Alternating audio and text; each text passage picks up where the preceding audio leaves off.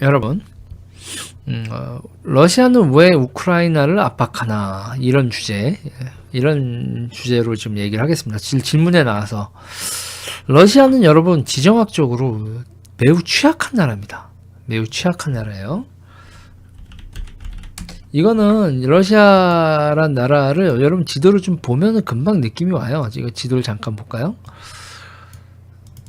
지도를 잠깐 보시면 여러분, 이 러시아는 여기가 여러분 이게 대평원이에요. 그냥 여기가 러시아, 여기 모스크바 이렇게 있죠. 모스크바부터 있잖아요. 이쪽까지가 그냥 다 평원입니다. 평원.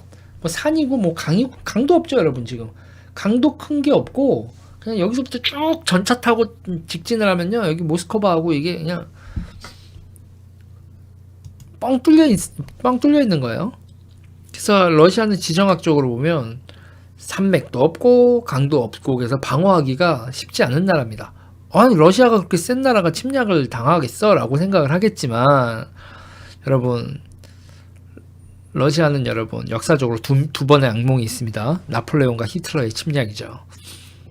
나폴레옹과 히틀러의 침략, 이게 두 번을 경험을 하는데, 우리가 러시아를 대단히 호전적으로 기억을 하는데, 러시아는요, 아이러니하게도 러시아는 침략을 한 것보다 침략을 당한 게, 그러니까 큰 전쟁은 다 방어전이었어요.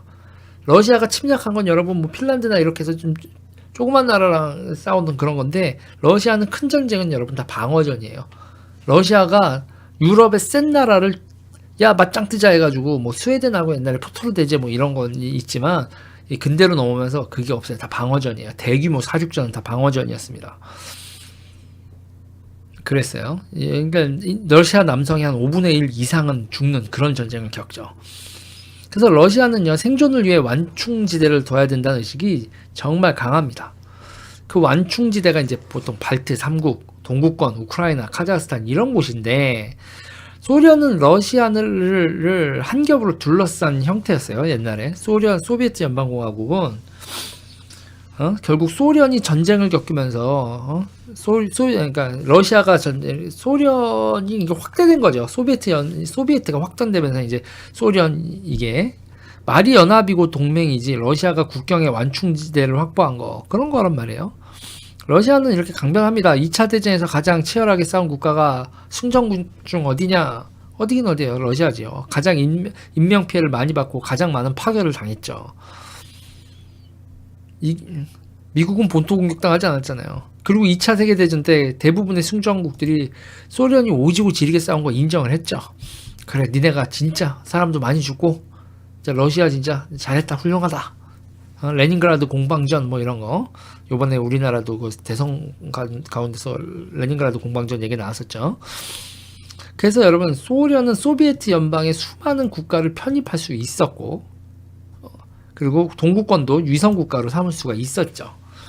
2차 대전 승전국으로 그들이 얻은 전리품은 안전이 보장된 국경이었습니다. 근데 문제는 소련이 붕괴하면서 그게 무너진 거예요. 소련이 붕괴하면서 이 과정도 여러분, 이게 지금 여기 비사가 있는데, 고르바초프하고 엘친 사이의 권력 투쟁이 러시아 입장에서는 비극을 만들었어요. 뭐냐면 여러분, 당시에 러시아 국민들의 가장 큰 불만은 우호 가격제라는 건데요. 이 우호 가격제가 뭐냐면, 예를 들면 석유 국제 유가가 30달러다 그러면 우호국에는 3분의 1 가격 10달러에 파는 거예요. 북한도 소련에게 우호 가격제로 석유를 샀습니다. 국제 유가의 3분의 1 이하 가격으로요. 근데 이게 여러분 70년대 유가 뭐 석유 파동 나고 이랬을 때는 좋은데, 80년대 저유가 시대, 우리가 삼조호황 이런 거 알잖아요, 여러분. 저유가 시대가 벌어지니까 소련이 죽겠는 거라. 80년대요. 그런데 이게 소련이 동맹을 유지하는 방식이었는데, 이게 우호 가격제가 석유 가격제 뚝뚝 떨어졌는데 쟤네들한테 더 싸게 팔어. 그럼 원가 이하잖아. 공산국가 일환이 된다는 것은 이 우호 가격제가 되게 큰 거였는데, 러시아 국민들 입장에서는 이걸 좋겠어요? 이 우호 가격제가 왜 북한한테 싸게 팔어? 짜증 날 거 아니에요. 저 새끼들은 뭐 기생충이냐? 우리한테 붙어서 뭐 콤네드 이러면서 그렇겠지. 근데 이게 말이에요. 이게 정말 비극으로 이어집니다. 뭐냐면 고르바초프는 우크라이나, 카자흐스탄, 벨라루스 등이라도 이렇게 그 소비에트 연방에 잔류시키려고 했단 말이에요. 그런데 열친은 싫은 거야. 소련이 유지되잖아요. 그러면 자기가 고르바초프 소련이 무너져야 자기가 권력 투쟁에서 짱을 먹는데, 소비에트가 유지되고 소비에트 서기장이 고르바초프가 있고 러시아 대통령 자기, 이거는 권력이 나누는 느낌이잖아요. 그러니까 소비에트를 해체시키는 방향으로 옐친이 가려고요. 소련을 무너뜨리고 고르바초프를 완전히 무너뜨리고 자신의 권력을 독점하고 싶어서 러시아 국민들을 선동해요. 그래서 러시아를 완전 홀로 독립시키죠. 석유를 싸게 주는 거, 그런 거 싫다. 그러는 국민들의 이기심. 아니, 우크라이나한테 우리가, 우크라이나고 카자흐스탄이고 뭐 벨라루스고 뭐고 간에, 백러시아고 뭐고 간에 우리는 싫어, 싸게 팔기, 이런 국민들의 이기심, 그리고 옐친의 정치적 야망이 결합해서 러시아 입장에서는 지정학적으로 하면 안 되는 결정을 한 거예요. 특히 우크라이나의 경우는 키예프 공국, 그 루스란 게 여러분 러시아가 이 루스들이 사는 땅 이런 거거든요. 그래서 저기 이제 강이 조그맣게 막 있는데, 러시아 평원 이쪽에 그걸 루스라고 불렀단 말이에요. 루스들이 사는 땅에서 러시아가 되는, 이렇게 되는데, 키예프 공국이 루스들의 방상지이기도 하기 때문에 해서 언어도 러시아어 많이 쓰고, 소비에트 연방에서도 우크라이나 사람이죠. 서기장 누구였더라 이름이? 후르시초프였나? 서기장도 하고 출세한 사람도 많아서 이렇게 둘이 분리되어 독립하는 건 좀 의외였어요, 당시에도. 근데 또 그게 여러분 서로 지역 감정 요상한 것도 있고, 그때 여러분 우크라이나가 서방 문화가 오지게 들어왔거든요. 그래서 우크라이나 사람들도 서방의 일원이 되고 싶어하는 그런 욕망도 많아서 러시아하고 분리 독립을 하게 됩니다. 소비에트가 없어지고. 문제는 참 불행하게도 여러분 그래서 러시아 사람들이 석유 산업을 그렇게 우호가격제로 안 펴서 모든 사람이 행복해졌느냐? 아니었어요. 이 석유 산업이 민영화되고 뭐 아니면 민영화된다고 해도 공영기업, 국영기업이라고 해도 이게 결국은 몇몇 인간들 손에 들어가 버리거든요. 옐친이 러시아 깡패들, 그러니까 러시아는 여러분 그때 술주정뱅이였어요. 그리고 옐친이 이렇게 전쟁할 때, 이게 이게 아니라 이 집권하고 난 다음에 술주정뱅이라는 건 사람들이 다 알고 있었거든. 근데 그 옐친이 그때 다시 사람들이 공산당이 재집권할 수도 있었어요, 러시아에서. 근데 그때 미국 전문가들이 와가지고, 미국 전문가들과 마피아들이 막 양매기고 그래서 막 옐친이 춤추게 하고, 그리고 네거티브 선거전 오지게 해서 거의 러시아가 그러니까 공산당이 승리하는 선거를 뒤집어 버리고 옐친이 재선을 하면서 뭐 이렇게 되는데, 그때 그 옐친을 양매기고 선거운동하게 했었던, 그러고 나서 옐친이 팍 폭삭 늘고 거의 퍼져버렸거든요. 그거를 러시아 깡패들이 장악을 하고 이거 석유 산업을 가지고 놀게 되죠. 아무튼 옐친을 가져온 러시아 머파가 그렇게 되는데, 이제 국제 시세대로 석유값을 받아서 모든 인민이 제대로 누리는 거하고 상관이 없이 거의 그렇죠. 그러니까 소련 시절 러시아 국민들이 석유값 제대로 받아서 우리 부자로 살 수 있지 않을까라는 그런 열망은 대단히 허무하게도 러시아 석유 재벌들 배만 불리는 결과를 낳게 되고, 러시아 국민들은 어마어마하게 경제가 붕괴되는 꼴을 보게 되죠. 배급 경제도 붕괴하고. 이런 개판 5분 전인 나라의 질서의 수호자로 등장한 게 푸틴이다. 푸틴은 러시아 마피아한테 완전히 적을 돌리고 그렇진 않은데, 그렇게 휘둘리는, 그러니까 옐친 정도까지 휘둘리고 나라가 질서가 무너지는 정도로 세금도 못 걷고 이런 지도자는 아니에요. 그들이 차지한 석유 산업을 다시 찾아오는 정도는 안 해도 거기다 또 유가가 엄청 올랐잖아요. 그래도 최소한 나라가 깡패 새끼들한테 마탱이 간 상태에서 회복시킨 사람이라고 러시아 사람들은 믿고 있죠. 저는 뭐 그렇게 회복된 건가 싶은데, 아무튼 문제는 푸틴이 나라를 회복하는 사이에 다시 돌아보니 과거 자신들의 영향권 하에 있던 나라들이 나토에 가입하려고 하는 거예요. 그래서 나토의 국경이 동진을 하더니 자신들의 국경에 붙어버린 사건이 발생하니까, 러시아는 역사적으로 초예민한 적국가 러시아 평원에서 마주보는 사건이 발생하는 거죠. 러시아는 이거 죽기보다 싫은 거죠. 이건 러시아 시점이고, 중부 유럽 국가들은 푸틴이 러시아를 추스르고 고르바초프 옐친 시대의 실수를 복원하려 한다 보는 거죠. 러시아가 군사력을 다시 추스르는 게 무서운 거란 말이에요. 그리고 또 그 사람들은 유럽의 일원이 되고 싶어하고, 그러니까 나토의 보호를 받고 싶어하고, 결국은 러시아가 국력을 회복하고 지정학적인 위기가 발생한 거죠. 니네 우크라이나 뭐 나토에 가입한다고? 말도 안 되는 소리 하지 마, 이런 식으로. 침략의 완충지대가 필요한 러시아와 침략의 완충지대로 전락하고 싶지 않은 러시아 주변국들, 거기에 미국과 중국이 패권 전쟁에 돌입하니까 양면 전쟁의 가능성이 있는데 미국이 우크라이나에 깊이 개입하겠는가? 이런 상황인 거죠. 이런 생각도 하는 상황이죠, 러시아 입장에서.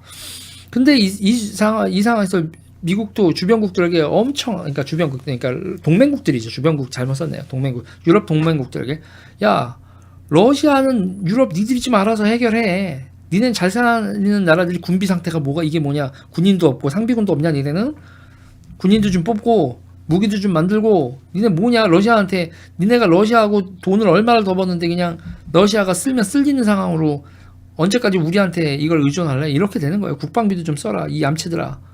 미국이 정말 저는 이거 미국이 이렇게 짜증내는 거 이해합니다. 독일 뭐 이런 나라들 좀 수준이 심각해요. 그러니까 여기에 군사적으로 호응 나라가 일본, 영국하고 일본 정도예요. 유럽과 아시아의 관문 역할을 하는 섬나라들, 이 섬나라들이 미국 입장에서 관문이죠. 유럽의 관문, 영국, 아시아의 관문, 아시아 태평양의 관문, 일본. 이 나라들이, 미국은 이 나라들이 이렇게 호응을 하니까 미국은 영국, 일본과의 동맹을 격상시킬 수밖에 없는 그런 상황인 거죠. 그러니까 지금 우리가 산업구조 재편 뭐 나오고 뭐 인공지능 뭐 이런 거 나오죠. 이 기계 급물살을 타면 여러분 이 에너지 전환이 되면 석유는 여러분 똥값이 되는 겁니다. 뭐 신재생 에너지 이렇게 하면 석유가 물질로서 소비되는 건 10%고 에너지로 소비되는 게 90%인데 에너지로 소비되는 석유의 수요가 확 준단 말이에요. 자동차를 석유를 안 쓰게 되면 어떻게 되겠어요, 여러분? 그러니까 에너지 전환의 시대에 러시아는 이걸 좀 늦춰야 할 필요가 있고, 자국의 힘을 쓸 수 있는 마지막 순간이란 위기감도 있고, 결국 패권국의 재편이라는 건 자원과 산업의 제주죠. 이런 거고, 여러분 여기서 밀리면 삶의 수준이 떨어져요. 스탠다드 오브 리빙 이런 건요, 어떤 국가에 사는 데가 정말 중요한 겁니다. 먹는 것, 사는 집, 타는 차, 노동시간, 휴가 등등이 결국 패권 전쟁의 여파로 결정이 난다, 이렇게 봐도 무관하거든요. 그러니까 지금 중국도 생활 수준 높이고 싶고 러시아도 생활 수준 높이고 싶은데 이걸 무력으로 좀 해결하는 이게 미국의 패권화에서는 한계가 보이니까 이걸 좀 무력으로 돌파하려고 하는 모습이 보이는 거죠. 지금 전 세계가 대격돌을 하는 거고, 지정학적으로 그 격돌의 지역이 우크라이나가 떠오르고 있다. 사실 자원과 상품으로 보면 뭐 자원은 아프리카 쪽 뭐 코발트나 이런 거, 상품은 반도체니까 뭐 대만, 한국 이런 데가 지금 지정학적으로 되게 그런데 아직은 발생할 수 있긴 하지만 아직은 문제는 아직 2차 전지 재료들 뭐 코발트, 리튬, 뭐 니켈 등등등 자원 패권 전쟁을 촉발할 수준까지는 수급이 불안정하지도 않고, 결정적으로 에너지 전환으로 하다가 수급이 불안정해지면 그럼 다시 화석 연료 쓰고 석탄 쓰고 뭐 석유 쓰고 말지, 에너지 전환하겠다고 2차 전지 재료 확보하겠다고 해군 출동하고 잠수함이 수송선 터트리고 뭐 이런 일은 아직 상상하기 힘들다는 얘기죠. 결국은 지금 상태에서 우크라이나가 이 지정학적 산업구조 개편기의 패권 충돌 시기에 우크라이나가 1순위로 떠오른 거고, 2순위가 대만, 불행하게도 3순위는 여러분 한반도입니다. 3순위는 한반도로 봐요. 1순위 우크라이나, 2순위 대만, 3순위 한반도. 제발 우리에서는 별일 없어라. 이 정도가 패권 전쟁이 불러온 지정학적인 위험 지역이고 이렇습니다. 이 우크라이나 위기의 원인, 이 정도면 설명이 됐을까요? 이 정도면 설명이 됐을까 모르겠습니다. 네, 이건 이제 유재일식 해석이죠. 뭐 딴 데서도 많이 봤겠지만 딴 데서 봤던 거하고 몇 가지 짬뽕이긴 할 텐데, 이건 제가 보는 관점은 이렇습니다.